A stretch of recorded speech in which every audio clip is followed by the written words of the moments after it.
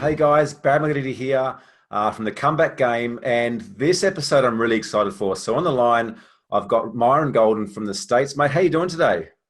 Excellent as always. Better now that I'm talking to you. How are you?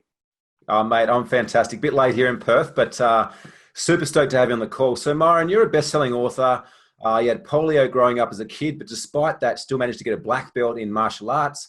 And I also understand that you're an avid golfer and on single digits. So, mate, as I said, really excited to get you in the show because, as you know, the comeback game is all around understanding how our greatest adversities and challenges in life actually allow us to learn what we need to learn to become more that we can be and develop a sense of being unstoppable and inspired. So, mate, why don't we kick off for the people out there that might be watching this, listening today? Share with them a little bit about you and what happened and what your experience was like growing up. Sure. Yeah, I'm the second of seven brothers, and we grew up poor, and because we ate a lot of food and drank a lot of milk, and we didn't turn lights off all the time, right? So our parents were hardworking people, but we were poor, and I got my first job when I was 14, and I've been working since I was 14. I worked for other people for 20 years, from the time I was 14 till I was 34, and when I was 34, I got fired from my last job right before I quit. Or I quit right before I got fired. I don't remember which order it happened in. But I told my wife after that situation, I will never work for anybody again. I'll live in a tent first. She may have been excited about the not working for anybody again, but I don't think she was too excited about the living in a tent part. Fortunately, it did not come to that. Yeah. So yeah, I've had some challenges to overcome, and I walk with a metal brace on my left leg, and I've been walking with a brace pretty much since I've been walking. But a lot of times people don't realize that it's our challenges that make us a champion. You can't win a game if there's no opposition, right? Yeah. And how are you going to win at the game of life if you have no opposition? And so a lot of times people curse their curses. I always tell people, don't curse your curses, bless your curses. They were sent to make you strong enough to stay there when you get there. Yeah. Yeah. And so look, we're going to dive back in that a little bit deeper, but I suppose, for the people out there, like, why should they listen to you? Like who are you and what is it you do now? Obviously, we met a couple of weeks back and I was absolutely blown away by some of the conversations that we had and some of the things that you taught me, and hence the invitation, which I'm so grateful you took us up on to be here today. But tell us a bit about what you do now and the kind of things that you help people to achieve in life. So I empower entrepreneurs. I am known as the Bible success guy, which a lot of people think, well, what does that mean, right? But I have a podcast called Bible Success Secrets. The Bible is the greatest success book ever written. And I tell people that everything God created, he created to succeed. He created the sun to shine. Guess what it does? It shines. He created birds to fly. They fly. He created fish to swim. They swim. And he created human beings to succeed and to be progressively productive. And so it's in your DNA to succeed because it was built into your DNA by the creator. So that's really the focus of what I teach people. And sometimes people are looking for something more than a cute little saying or a nice quote or a bunch of rah-rah. People want some foundational truth that they can build a superstructure of a life upon. And so I go all the way back to the beginning and start with the greatest success book ever written. And when I say success, a lot of times people say, well, the Bible doesn't have anything to do with success. Well, and people who say that, they either haven't read it or didn't understand what they read. And so they say, why the Bible? Because in my opinion, right? So this is like what I do is I show people principles that I've learned specifically from scripture to apply to any area of their life, in their faith, in their family, their finances, their fitness, their future, their feelings, whatever. I show them how they can do better in life.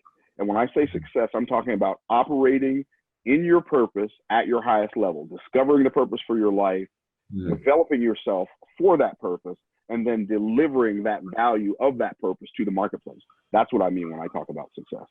And how does someone go about this? Like, I know we've only got a short period of time today, but I suppose it's something that I hear a lot, like I see a lot of people aimlessly wandering around, like, what's my purpose? What's my purpose? And to some degree, I see a lot of people sabotage their life because they're so busy looking for it that they're not allowing their hearts to open up to the messages that are being given. So, how does one go about discovering their purpose?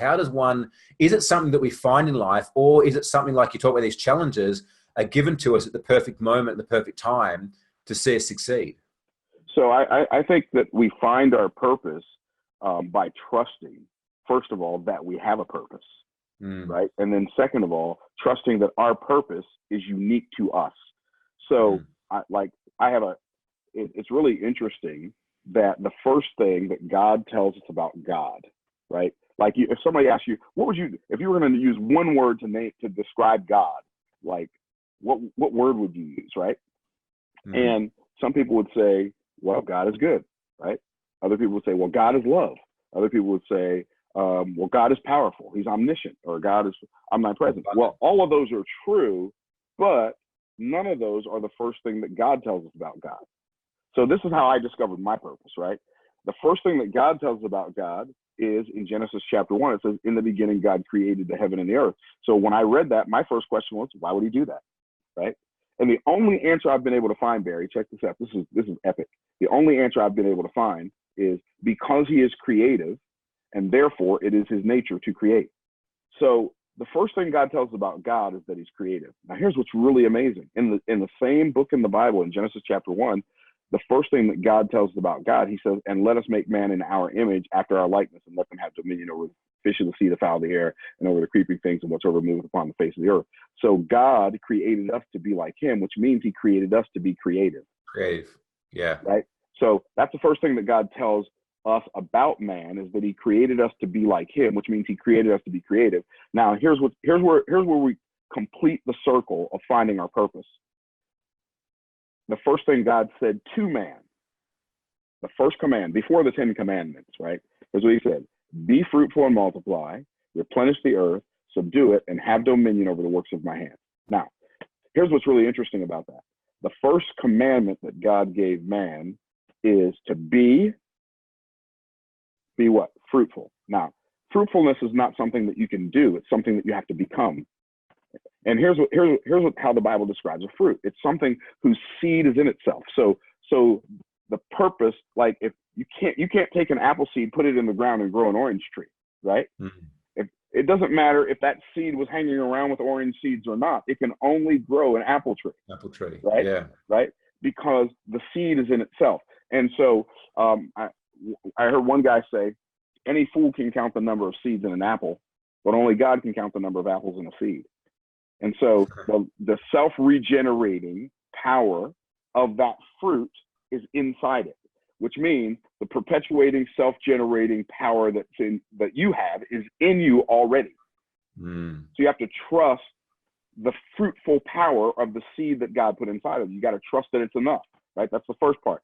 He said, be fruitful. And then he said, multiply. Well, you wouldn't say to somebody, be multiply, or be multiply and replenish. You wouldn't say be replenish, and you wouldn't say be subdue. Those are all do's, right? You'd say do replenish, right? Do multiply, do replenish, do subdue. Those are do's. So here's what God said. He said, be, and then he said, do.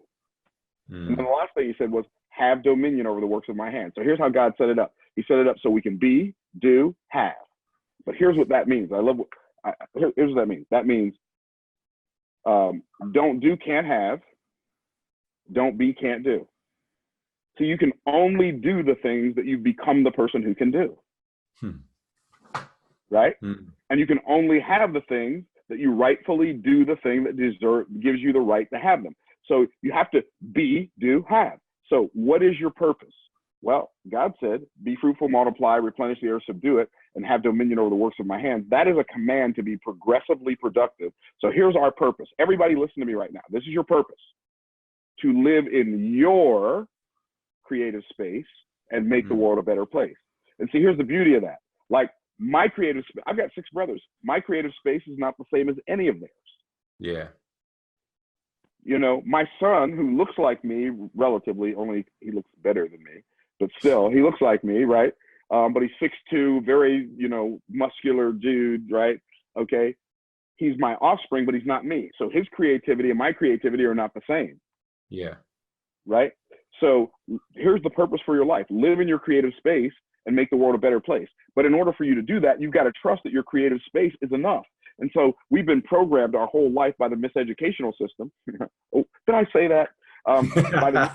By the miseducational system, and by the people who were programmed by the miseducational system to believe that who we are is not enough. So you're not smart enough, you're not strong enough, you're not tall enough, you're not pretty enough, you're not thin enough, you're not this enough, you're not that enough. But the reality is, not only are you enough, you are the only person in the history of the world that is enough to fulfill your purpose. So you have to trust that who you are is enough to do the things you're supposed to do, which is enough to cause you to have all the stuff you're supposed to have. Yeah. God, it's so amazing. I ran a facilitated workshop on Saturday, and I spoke about be, do, and have, not in the context of biblical times or what you just shared, but it's a very simple concept because, obviously we focus a lot on what we call the inner game of success. You can't possibly have something outside of you until you become the person inside of you that can have absolutely outside of you. And being, doing, having, it's like, well, understanding what is it you want to have, what is it you need to do to have that thing, and then who do you need to be the person that does what you need to do to have what you want to have. Exactly. It all starts with a sense of being. Right. It has to, because it's really interesting. I believe that God, our desire to have more, better, nicer, greater experiences in life, it's God's built-in mechanism to cause us to grow, right? So what do I mean by that? So God put this desire for us to have a nicer, better, more quality, greater experience of life. He gave us that desire so that we would be willing to go and do the things that could make that happen. But when we attempt to do those things that can make that happen, we bump our heads and it doesn't work, so that we will be willing to do the thing that ultimately he cares about the most, and that is to become the person who can do the thing so we can have the stuff. So our desire is having, his desire is being. So through our attempting to do and, quote, failing, whatever that means, that's what incentivizes us to become the person who can do the thing. Yeah. Yeah. So let's break that down then, because that's some deep-seated belief in you, right, that you've developed over time. And I really get that. I totally get where you're coming from. I suppose for the people out there right now that might be listening that are going through shit in life, they're like, oh, but hey, Myron, hey, Barry, you don't understand. You don't understand what I'm dealing with. You don't understand, I ain't making no money, or, my partner's just left me, or my kids don't like me, all that stuff. Tell me, like, were you always like this? Like, what was the moment in time, or what was the occurrence that happened? Because you're someone that's been through like a hell of a lot of adversity, polio growing up, and to take that and then still train and use the discipline that your mother and your father bestowed upon you to become, a champion in martial arts is absolutely phenomenal.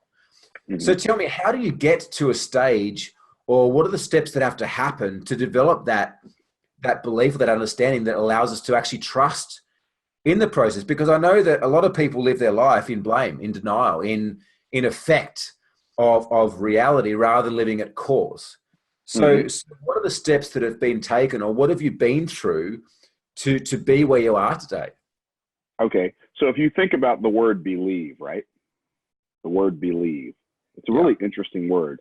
I don't know if you remember me writing it on the board at the conference, believing, believing, believing. Well, what I do is I take the word believing, I write it on the board 3 times, and I separate the BE from leaving, and then I cross out the I, and it says I cross out that second E, and it says be living, right? And then I come down to the bottom one, and I cross out the V, and I said, you will be living what you're believing, even though you be lying. What does that mean? Well, anything we tell ourselves about a future event, we made it up. So our beliefs that are inside of us, as I like to tell people, our beliefs create our life. You cannot be a victim of anything unless you believe you're a victim of that thing. See, when I was 13 years old, Barry, when I was growing up, because I had polio on my left leg didn't develop as fast as the rest of me. So by the time I was 13, my left leg was 2 inches shorter than my right leg. Wow. So I had to wear orthopedic shoes, and my left shoe had a 2-inch sole on, right? So when I was 13, the doctors came to my parents and they said, Mr. and Mrs. Golden, we got an operation that can help your son. We can stretch his leg 2 inches. Now, I was a 13-year-old. I had a very wild and vivid imagination, and I had seen Gumby and Fantastic Four. But I also had studied biology, right? So, and because I like studying the framework of the human body. Like I knew about the tibia and the fibula and the femur and the humerus and all these different bones because it was a part of my life. And so, I had studied things like that so I could understand it better when doctors were talking to me and my parents about my own personal situation, right? But so I knew bones weren't made out of rubber. So when he said, we can stretch his leg 2 inches. I'm thinking, I know you're a doctor and everything, but you sound kind of crazy to me right now, right? I didn't say that, but that's what I thought. And what they did, you've got 2 bones in your shin. You've got the tibia, which is the big bone. You've got the fibula, which is the little bone. And so they broke my tibia in the middle. They put 2 screws through the top of it, 2 screws through the bottom. They broke the fibula at the top and bottom, and they put these screws on this metal rack that was alongside my tibia, and it had knobs on it that they came and turned, quote, a half turn every day, right? And what happened when they turned it, it would pull those screws apart just a little bit at a time every day. And at the end of 30 days, my leg was supposed to be stretched 2 inches. Well, as life would have it, and how life works is that about a week into it, the doctors came in and said, well, we're not going to be able to make the whole 2 inches because the bone's growing back together too fast. So I'm heartbroken, right? I'm like, what? I'm like, my leg's already broken. And so I called my dad, I'm crying, and my mom and dad come up and they hang out with me and we talk to the doctors. And I said, I'm a teenager, I'm not a doctor, so what do I know, right? I said, well, why don't we just turn it a whole turn every day instead of a half turn? Here's what they said. Well, that would hurt. My leg's already broken. I'm already here. You told me 2 inches. Let's do 2 inches. I don't care about it hurting, right? And it didn't hurt anyway. So they started turning it a whole turn every day instead of a half turn. And by the end of the month, we had 2 inches, right? And so then they had to put boards on the outside of the cast to hold those rods in place, those screws in place until the bone grew back together. So I was in a cast for like 6 months while the bone grew back together, right?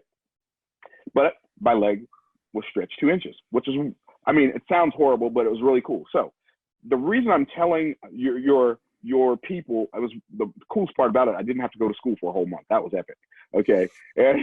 And so the reason I'm sharing this with your watchers and your listeners right now is because they could have put those screws through my leg and turned those knobs all they wanted to, but my leg would not have stretched 1 millimeter unless they had broken it first. And see, the point of this story is that seldom in life can we be stretched to our full potential unless we're first broken. We've got to go through some stuff to get to our stuff, right? There's no strength without struggle. There's no advancement without adversity. There is no destiny without difficulty. You got to go through some stuff to get to your stuff. And most people come to the stuff they're supposed to go through, and instead of going through it, they say, well, it's too hard. And they turn around and go spend the rest of their life in the circle of sameness, AKA the comfort zone. And somebody like you or I, we'd say, well, go over it. They'll look up and they'll say, but it's too high, right? Well, then we'll say, well, go around it. They'll say, but it's too far, right? And there's always a reason for them to pretend that they are a victim of life. And the reason I say pretend that they are a victim of life, because I know people go through stuff. I've gone through stuff. Like you said, I had polio as an infant. When I first got married, I didn't understand money. I didn't understand how to make money. I couldn't find a job. When my wife was 8 months pregnant with our first child, my lights and water were disconnected at the same time. So I know what it's like to have difficulty, but I also knew that I wasn't a victim of any of those circumstances, right?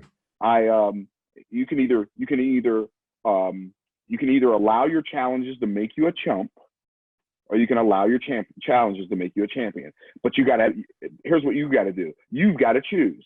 And see, so most people go through life and say, well, my challenge made me a chump.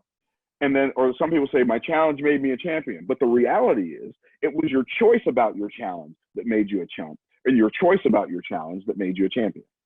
Yeah. So there's somebody who's gone through what you've gone through and came out on top. There's somebody who's gone through way worse than you've gone through and came out on top. So if somebody is going to go through life and pretend to be a victim, and I'm not saying nobody ever intends evil on us. I'm not saying nobody ever breaks into our house. You don't have to be a victim of that. You can be a student of that, right? Somebody breaks into your house and they steal all your most valued possessions. Well, you can become You can allow that to cause you to become a student, and you can allow the lessons you learn from that to allow you to be a teacher. So, or you can define yourself by that and allow somebody else to create a definition of you, and then you say, I'm a victim. I'm a victim of that person. I'm not a victim of anybody.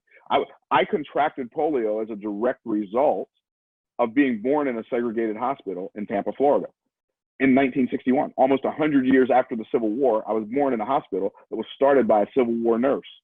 The conditions of that hospital weren't as good as the conditions of Tampa General, quote, the white people's hospital, right?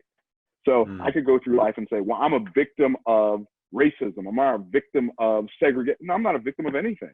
Those were the challenges that were given to me as a gift so that I could make a choice to become a champion over them. It's all about you choose, you decide. I love the word decide. De, the Latin root from, right? Or of. Side, the Latin root cut. So when I decide, I cut myself off from any possibility other than the outcome I've predetermined. Yeah. So anyway, I got on a long rant there, but well, it's not what happens that matters. It's what happens means. Exactly. So I'm going to assign a definition or a meaning to everything.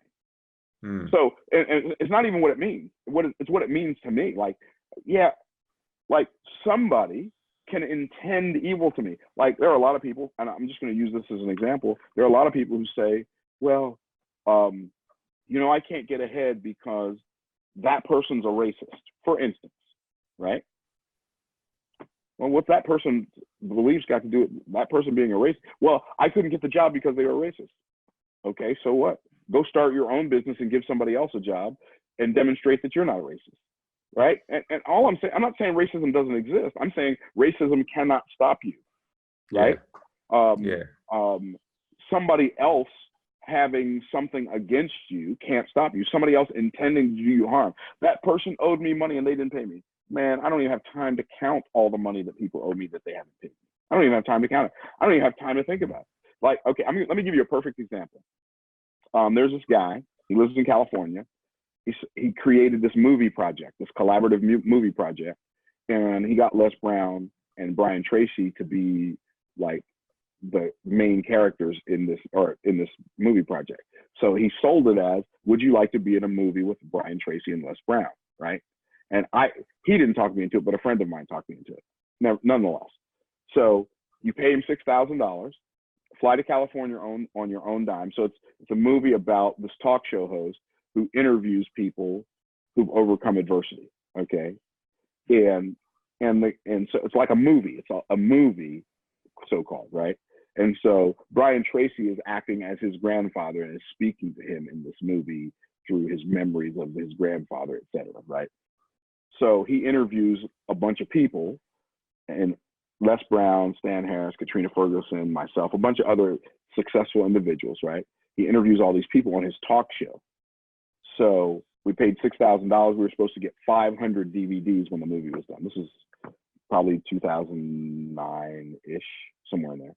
So we were supposed to get 500 DVDs that we could sell for $20 a piece or $30 a piece. Cool. That's cool. I can sell these at my seminars. So that's a good return on investment. I get 500 DVDs. I can sell for $30. That's $15,000. I'm in. I sent him $6,000. I flew to California on my own dime. I paid for a hotel. I paid for my food and rental car and all this, right? Come back.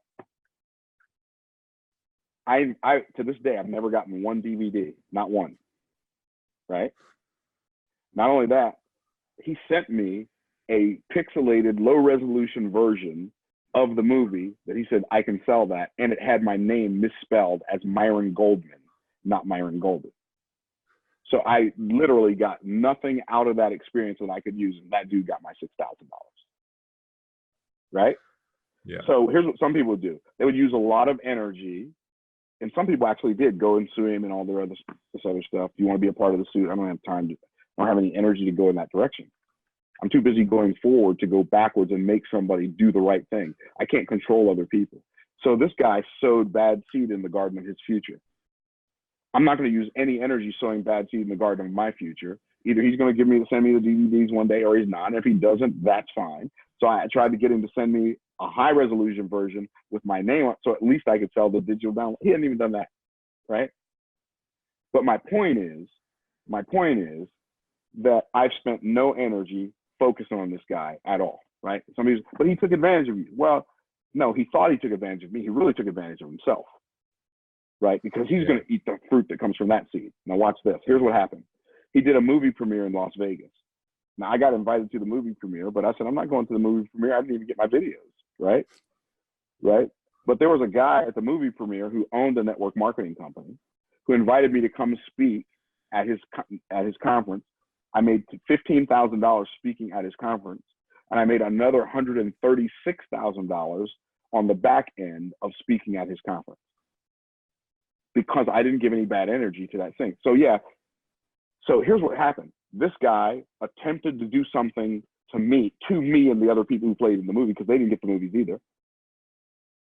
But because I didn't give it any negative energy, it still turned into a positive. You can only be a victim if you accept a victimhood of anything. Yeah, it's a very powerful stance to be in. Like it's interesting to think of the difference between like an abundant mindset and a scarce mindset. An abundant mindset, it's like when you have money, it's very easy to make more money. When you don't have money, it's very hard to make more money. And I remember going through time like many, many years ago, maybe 6-7 years ago, where I'd had the experience of being in a space of abundance and giving freely, and noticed that the more that I gave, the more that I received. It was like I become a vessel. I become a vessel of the abundance that life had to share. Mm-hmm. And yet then something happened and things dried up, and I knew that I needed to get back there. Mm-hmm. But the issue is then I started to give with the underlying motivation, or to say the underlying mentality to receive. Mm-hmm. So I was giving because I knew that I needed to give abundantly to be abundant, but I was giving only to receive. Right. And we're very tricky beings, right? We're very tricky. We're simplistically complex beings. So how would somebody start to shift? Like if someone has lived their life, as a lot of people do, in the drama, in the emotion, in the feeling wronged, in effect to what their partner and their kids, their boss or their clients or God or the world has given them, how would someone start to shift that? Someone that's listening to this right now, or maybe someone that's listening right now that's living a great life but wants to go to the next level, how would they start to shift that for themselves? So I would say the best way to shift that for themselves is to understand how it works. You said, one of the things you said, when you have money, it seems easy to make money. When you don't have money, it seems hard to make money, right? Well, let me talk about why that is. Because every human being we all have multiple superpowers, but I believe the greatest superpower that all of us have in common, the greatest superpower that all of us have is the superpower of expectation. But expectation manifests itself as a two-sided coin. And as fact, what we consider fact that goes in our mind, right? So we had a fact in our mind, and that fact shows up either as faith or doubt. That's the two sides, right? That's the two-sided coin of expectation. Now, when we have that two-sided coin in our brain, of that fact in our head of faith or doubt, because of some fact that we're looking at this thing, and so now we have an expectation. This is going to turn out great. Other side, if it lands on tails, this is going to turn out horrible, right? Whichever side that coin lands on, that fact puts a feeling in our heart. And the feeling shows up as a two-sided coin. Here's the two sides of the same coin. It shows the feeling of expectation shows up as either anxiety if it lands on tails, or anticipation if it lands on heads. Now, here's what's powerful about that. I believe that lack cannot exist in your experience of life unless it first exists in your expectation. I believe that abundance cannot exist in your life unless it first exists in your expectation. So expectation of abundance perpetuates abundance. Expectation of poverty perpetuates poverty. So what I've got to do is I've got to shift what I expect. Anxiety is the thief of all your dreams. Now, most people think that the thing that's holding them back is fear. It's not fear. Fear can serve you, but anxiety can, not only does anxiety not serve you, anxiety cannot ever serve you. See, fear, I'm going to define these words that I'm using so that I'm not just saying words and using semantics. Okay, so I'm going to define the words. Fear is caution about a real and present danger, right? So fear can serve me. If I'm driving down the road and I'm getting really sleepy and I'm afraid I'm going to fall asleep and crash and die, then I'll pull over and get a hotel room. So my fear served me. Does that make sense? Yeah. Right. But anxiety cannot serve me. So fear is caution over a real and present danger, a sense of caution over real and present danger. Anxiety is a sense of caution over a future expected danger. So it's not real, right? So our future imagined danger. So that's what anxiety is. It's when I have caution over a future imagined danger. Now, here's why anxiety is so bad. You ever heard somebody say, "Don't worry about something because the things you worry about happen"? You ever heard somebody say that? Here's why they happen.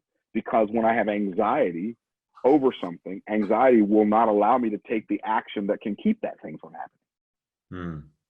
Right? Anxiety paralyzes you. What do you do when you have anxiety? Your forehead sweats, your heart palpitates, your hands sweat, and you sit down or lie down, but you can't sleep. You just can't move, right? So I'm going to define anxiety as caution over a future imagined danger, but I'm going to define it another way as well. I'm going to tell you what anxiety does. Anxiety is wasting present energy on a future outcome that's undesirable to me. And why do I say it's wasting energy? Because you're sweating, but you're not doing anything. Your heart's racing, but you're not running, right? So you're literally imagining an undesirable outcome and sitting here it's like you're like a car revving up your engine in park, burning gas and going nowhere. Yeah. Right? So what's the opposite side of that coin? The opposite side of that coin is anticipation. Anticipation, yeah. Right? And that's when your life is infused with present joy because of a future imagined outcome. Yeah. Right? So if anxiety is wasting present energy on a future outcome that's undesirable to you, anticipation is creating present energy based on a future outcome that is desirable to you. So a lot of people don't realize that the reason the poor get poorer is because they expect to be as broke tomorrow as they were today. They expect to be as broke next week as they were last week. They expect to be as broke next month as they were last month. So they don't even allow themselves to see opportunities to make that change. And if they do see the opportunities to make that change, their anxiety will not let them take advantage of it.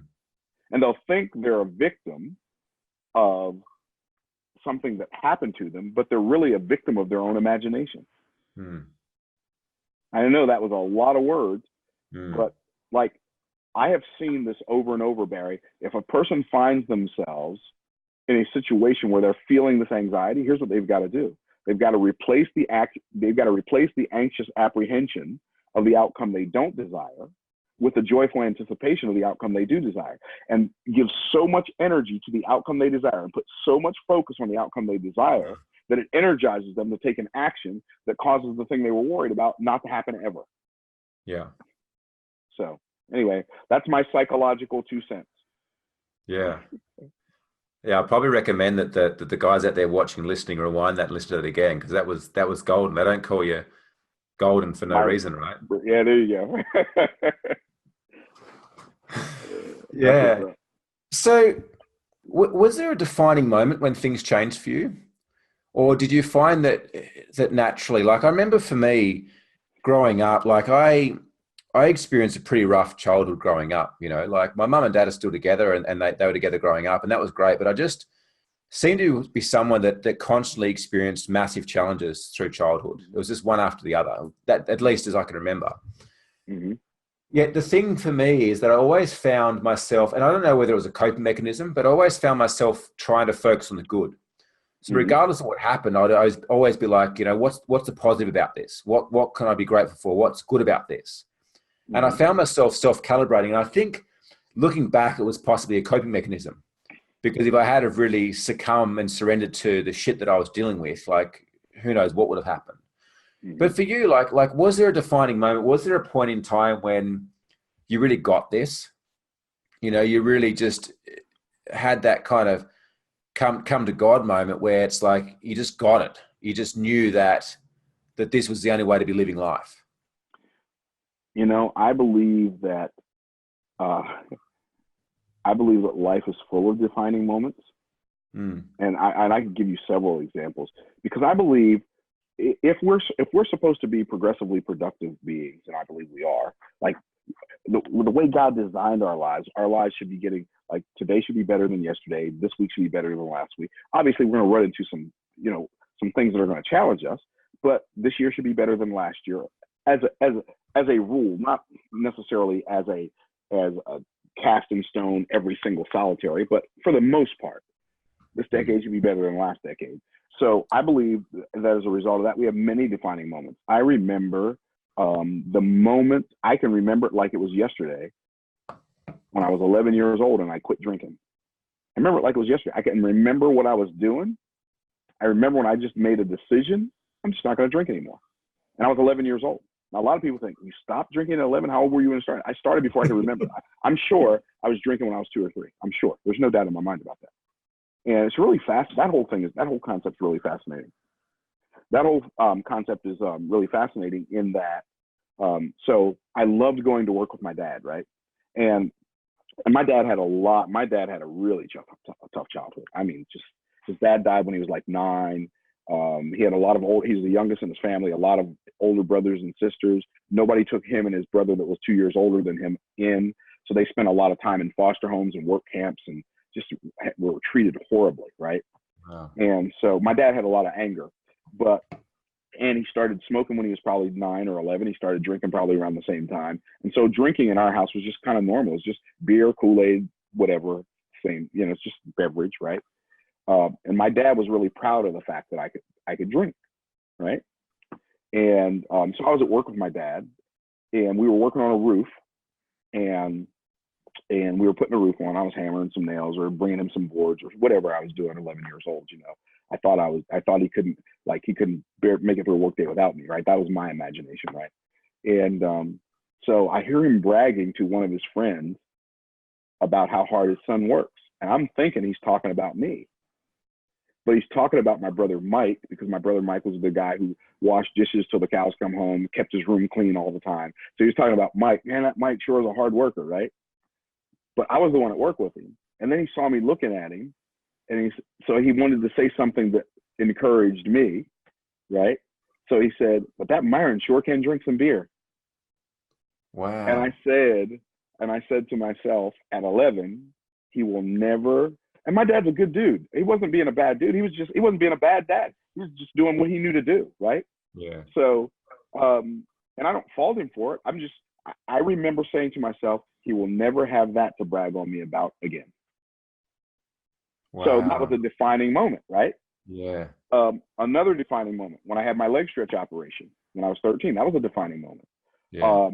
When I was in high school, and a friend of mine introduced me to Jesus Christ in a personal way. I'm not talking about believing in him, or I'm not talking about just believing that Jesus was the Son of God. I already believed all that stuff. I believed stuff about him, but I didn't have any trust in him, right? So that was the biggest defining moment of my life.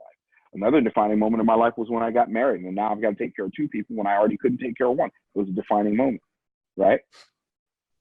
Another defining moment, I got in the insurance and sales and investment sales business, and I worked in my business for a year and a half before I made my first sale. But that first sale after 18 months was a defining moment. Wow. Right? Because after that, I became the top salesman in our office month after month after month. So that was a defining moment. So I believe life is, our life is going to be built on defining moments. And here's what's really fascinating. Are you ready for this? Our defining moments are defined by the definitions that we assign to them. Yeah. So I'm the one who determines what this situation means. And I could go on and on and on and say, this is a defining moment, but I think everybody gets the picture.